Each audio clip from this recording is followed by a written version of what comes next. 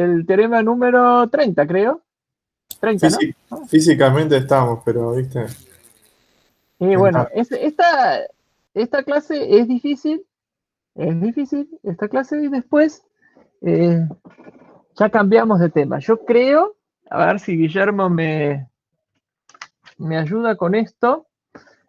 Yo creo que hoy terminamos el tema de decidibilidad. Tenemos los ejercicios, por supuesto, y la clase que viene ya podemos empezar a hablar de complejidad. Es como que cruzamos una frontera. Entonces terminan todos estos temas. Y es mucho más concreto el otro que viene para mí. Claro, es mucho más concreto, dijo, y después sale con el teorema de Cauchy-Lewin. Sí, bueno. Es complejo también, pero es otro tipo de complejidad, no sé. Es otro tipo, sí, es verdad. Pero bueno, es el último esfuerzo, eso es lo que quiero decir de esta parte, es el último esfuerzo, no hay una clase más. Estoy tratando de darles ánimo y vos me lo tiraste. No, sí, ánimo. Ya la clase que viene empezamos con complejidad. La clase que viene vamos a empezar a ver la teoría ya de complejidad. Bueno, entonces, teorema 30 es el teorema del punto fijo.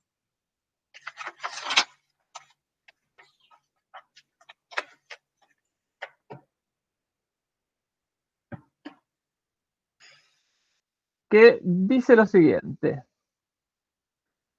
Sea t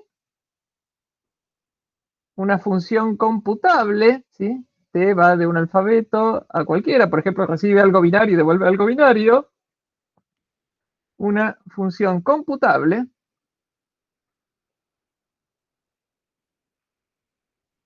Entonces, para cualquier función computable existe f tal que t de f describe una máquina de Turing que es equivalente a f.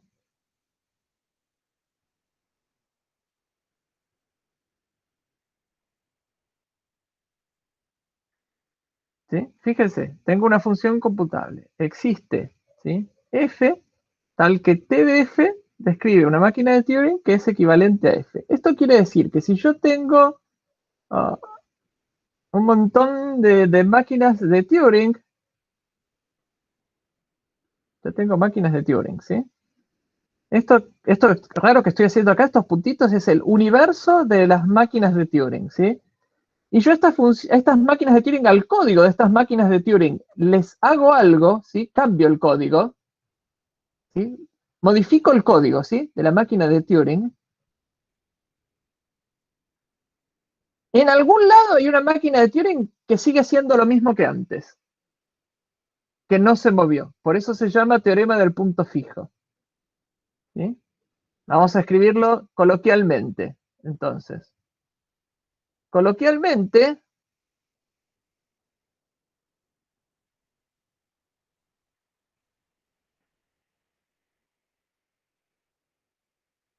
para cualquier función computable,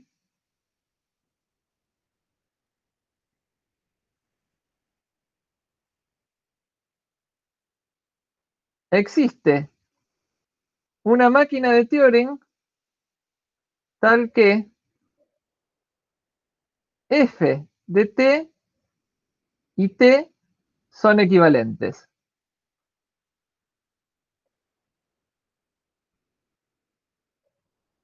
Díganme si con esta aclaración se entendió el teorema.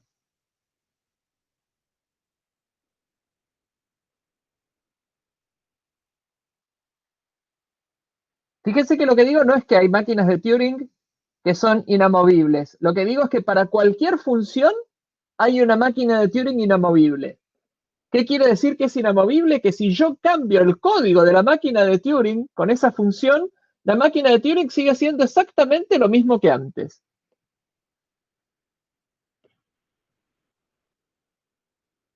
¿Se entendió esto?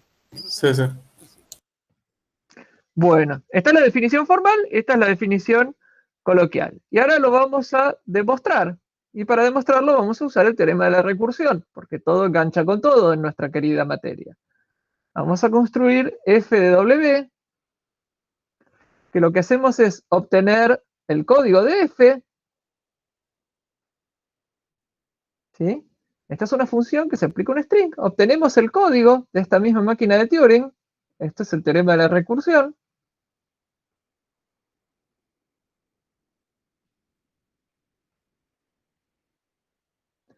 Y lo que vamos a hacer es aplicarle t al código de f, y esto me va a dar una máquina de Turing G, ¿sí? Y vamos a simular G de W.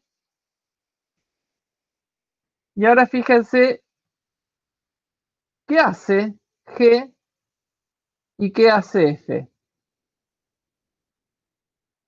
¿Qué les parece?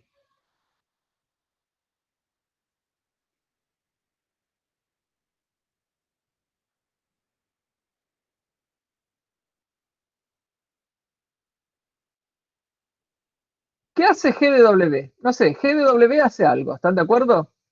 G de W, G le pasa una string y hace algo. ¿Y qué hace F? F de W obtiene su propio código, lo transforma en G y simula G de W. Por lo tanto, G de W y F de W son exactamente lo mismo. ¿Están de acuerdo?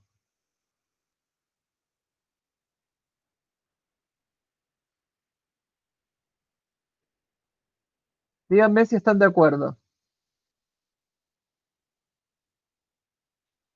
Y lo lindo de esto es que es independiente de t, ¿sí? ¿Esto qué quiere decir? Que si yo tengo una máquina de Turing f cualquiera y una función cualquiera, ¿sí? Aplicarle esa función cualquiera a esa máquina de Turing me da otra máquina de Turing que es equivalente a esta, ¿sí? O sea, es lo mismo, hace lo mismo. ¿Está bien? Si yo lo que hago en f es aplicarle la función y obtener g, lo que voy a hacer, lo que voy a tener es una máquina de Turing que es equivalente a g. O sea que Díganme si esto es... lo que puedo cambiar es t. T es una función cualquiera, tal cual, para cualquier función T, ¿sí? T recibe una máquina de Turing y te devuelve otra. ¿Está bien? Esto es cualquier función, puede ser cualquier cosa, pero cualquier cosa que yo le pase acá me va a devolver alguna otra cosa, ¿sí? Y ahora, esa otra cosa, ¿sí? Esa otra cosa con W va a ser exactamente lo mismo que haga F con W. ¿Por qué? Porque F lo único que hace es obtener su propio código y transformarse en G. ¿Sí? F agarra su propio código y muta en G. Entonces, F con W va a ser exactamente lo mismo que G con W. Y estas son las dos máquinas de Turing que no se mueven. ¿Sí? Esta es la máquina de Turing que demuestra que para cualquier función, ¿sí? Si yo quiero cambiar el universo de máquinas de Turing con una función, hay una máquina de Turing que sigue haciendo lo mismo que antes, que no se movió. ¿Cuál es esa máquina de Turing? Esta, la que obtiene su propio código y le aplica la función. ¿Sí? La máquina de Turing que obtiene su propio código y le aplica una función es una máquina de Turing que para cualquier función sigue haciendo lo mismo que la otra. ¿Se ve eso?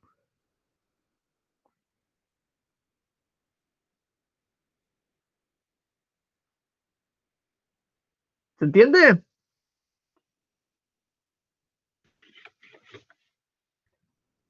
Es muy lindo este teoremita, ¿eh? Siento como que ya lo he visto, pero, o sea, como que lo he visto así en alguna cosa práctica, pero como que el teorema en sí es más difícil de entender. Es re lindo este teorema. Este teorema lo que dice básicamente es que no importa qué transformación le aplique yo a máquinas de Turing, en algún lado hay una máquina de Turing que es inmune a esa transformación y que sigue haciendo exactamente lo mismo que antes. Y esta es la forma de demostrarlo, es construir esa máquina de Turing, ¿sí? Esta máquina de Turing obtiene su propio código, lo transforma con una función cualquiera en este G, ¿sí? Y por lo tanto... Es como cuando hacen la ofuscación de código, ¿eso? Puede ser, es una forma de verlo así, sí, puede ser. ¿Sí? Es como que hay en algún lado hay una máquina de Turing que simplemente queda ofuscada, pero hace lo mismo. Estas no, estas hacen otra cosa. Por ahí antes terminaba, ahora entra el loop. Estas hacen cualquier otra cosa, ¿sí? Porque yo les transformé el código. Pero esta sigue haciendo lo mismo que antes. ¿Sí? Si yo le transformé el código, o sea, si yo a esta, que era F, la convertí en G, sigue siendo lo mismo. ¿Se ve? Es como que este punto es F y es G al mismo tiempo, ¿sí?